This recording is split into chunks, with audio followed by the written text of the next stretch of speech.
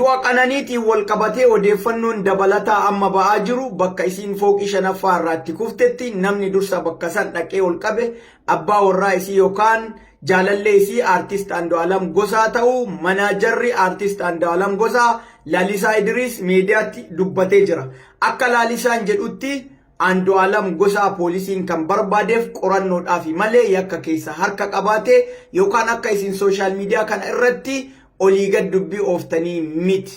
Maatii isii irraatis wanni dhagame hin jiru. Maatii Qananii irraayis wanni dubbatame hanga ammaatti hin jiru.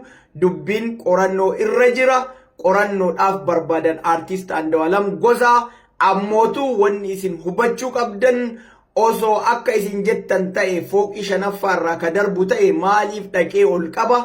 Bifa kanaan yoo ka isii miidhuu barbaadu ta'e bifa kanaan isii miidha. Wantoota biraatiin isii miidhuu hin danda'u.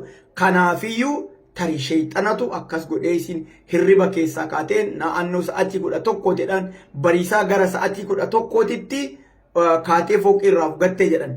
Tarii aarii biraa qabaachuu malti tarii sheexana ta'uu danda'a. Wanti hanga ammaatti adda ba'e hin jiru. Namoonni fuula sooshaal miidiyaa kana irra deemtanii dubbii olii gad dhoobdan irraa of eeggadhaa. Yakka namaa hin kenninaa. Hanga poolisiin qoratee qulqulleessee yakkamas ta'a yakka dalaguu dhabaa waan biraa ta'a sun ganaa adda baa qorannoodhaan jechuudha. Kanaafiyyuu dubbiin isin odeessitan gatii isin kafalchiisuu mala waan ta'eef akka argitan fuula sooshaal miidiyaa kanarratti hin barreessinaa, hin dubbatinaa, qorannoon adda haa baasu, haqi isii rabbiin haa argamsiisu, haqa isii rabbiin haa baasu.